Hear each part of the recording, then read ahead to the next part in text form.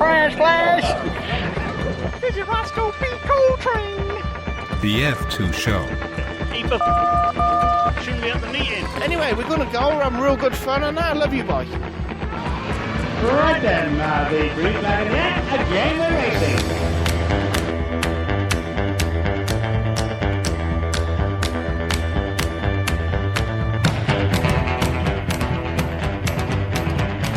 Good evening, listener land. Hello, welcome to another episode of the F2 Show here on Stocks Radio. It's me, Jonny Hoar. Yes, me, Jonny Hoar here. Hello. Welcome to listening to this, what is now getting to the sad bit of the season where things start drawing to a close. But rest assured, we'll still be here. Well, to keep us out anyway. Well, there we go. That is the situation that we have at this precise moment of time. So what we're going to do is, it's been a fairly busy period. Now, it's been a busy period for me. I've been starting a new job down there, which makes me a slightly longer commute. So, unfortunately, I haven't been given it enough time to do this when I get home, which is always a bit of a shame. Of course, obviously, the baby on the way as well. So it's all good in the J-Ho hood.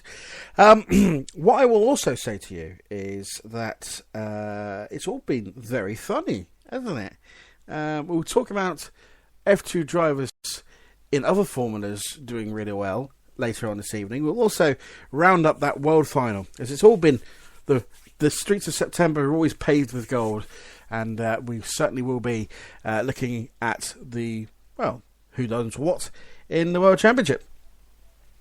But we start initially with myself and Steve Linfield chewing the fat that lovely day where we all kept our eyes open and we all kept ourselves done at the Hensford World Final. In fact, let's just open up there before we get started on that. Let's open the phone lines. If you're listening, say hello first and foremost. Let me know on the live chat option that we have here. We also have the Facebook page, which is facebook.com/Stocks Radio. We also have the tweets.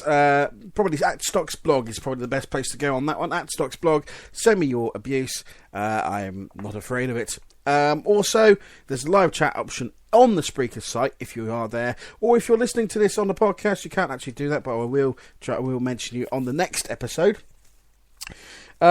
Yes, so just to make you aware that you can, of course, if you do miss this, you pick this up halfway, you can download the podcast. That is going to be up immediately after we finish at the Spreaker site, and also I think about 2 minutes later, or I think it's even as immediate as that, on iTunes. So as I finish speaking to you here, it'll be on iTunes, and all you got to do, hit subscribe, and that will be that. So that's all good in this particular hood. So yes, me and that man Linfield are talking through the World Final in our eyes.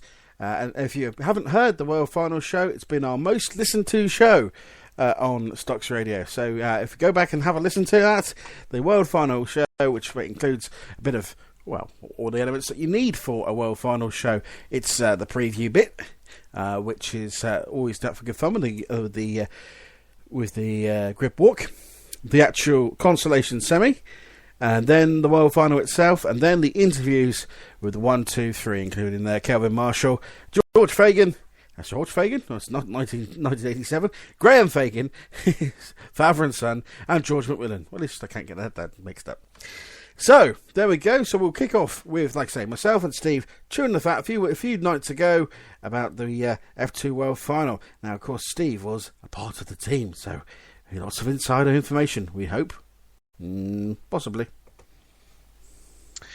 Okay, right. So, rounding up today's show here on the F2 show, it would be remiss of us not to talk about a few big events that have happened and a few big events that's going to happen and the rest of it, because obviously this is the F2 show, a source of often good but often sometimes bad news, but never old news. Joining us, someone who is always in the good news category, is Steve Linfield. Now, Steve, World Final night, you had a big part to play. I did. I was there. I managed to fall over for all of you to enjoy whilst I endured. But yeah, it was good to be part of it. Yeah, it was a very last-minute substitution as well, wasn't it? You only found out, I think, when we were recording the preview show, wasn't it? That's right. Yes. I got the call literally as more or less the same time, but it was good. And, well, as a meeting goes, it wasn't too bad. Beautiful weather, nice bit of fireworks, nice few flamethrowers. But the race, apart from the first lap, like most big tarmac world finals, that's the only bit of excitement we got. Fair enough. I mean, to be honest with you, the race was exactly how I thought it would be, and I think I even predicted that it would be a big mix-up, and then someone would get away and simply romp away. And obviously that one was Kelvin Marshall. It could have just as easily been Chris Burgoyne or Mickey Brennan, but it was Kelvin on the day. Not taking nothing away from Kelvin's win. He was fastest in pre-meeting practice. He clearly had the car well and truly hooked up, but that was probably always going to be the way that race was going to pan out. And it was always going to be that case. Of course, well, the conspiracy theorists went into overdrive, as they always do. Obviously, with the opening lap incident with Gordon Mooney and Wim Peters, it's been discussed till the cows come home. But one thing that was brought up by some people, some fans, are saying, if it was, obviously we had a complete restart, why was that not voided and started again? Now, I'm led to believe that it's the steward's discretion. Is that right? It is, but is there not a rule where once the first green flag has gone down?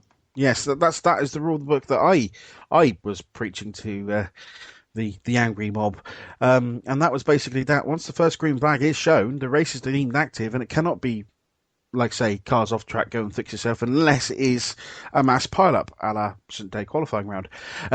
Yeah, but that's because the first green flag hadn't gone down. Now, people do get confused, and I did try and explain this on the mic at the time.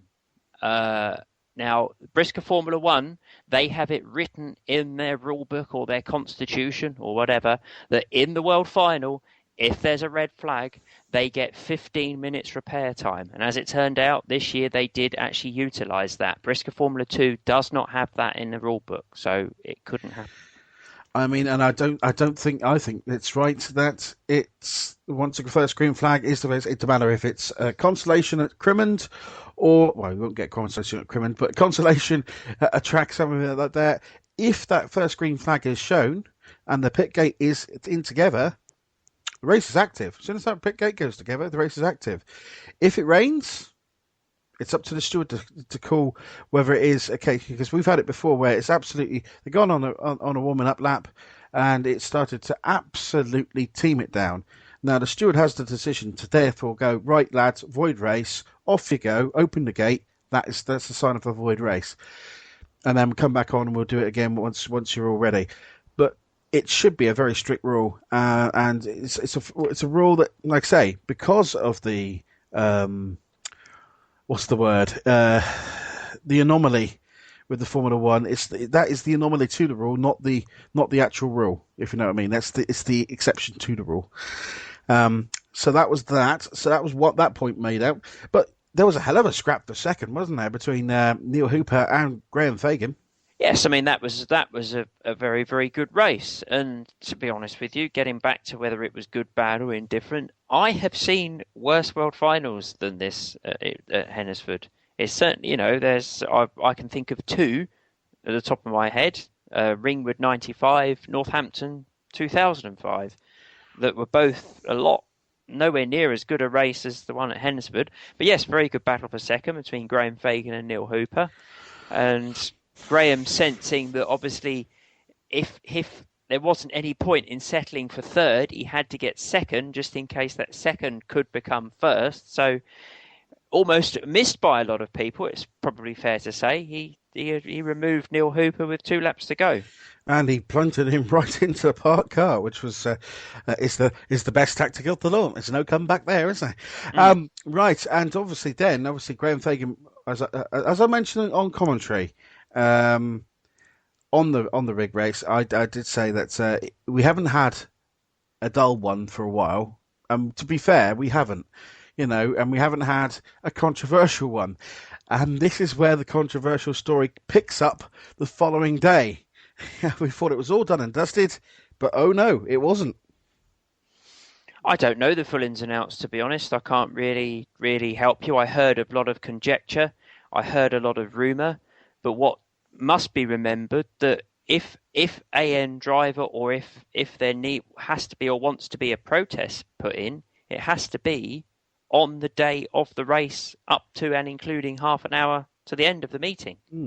So a lot of this talk about what was this, that and the other the following day, as far as I was aware, it was too late.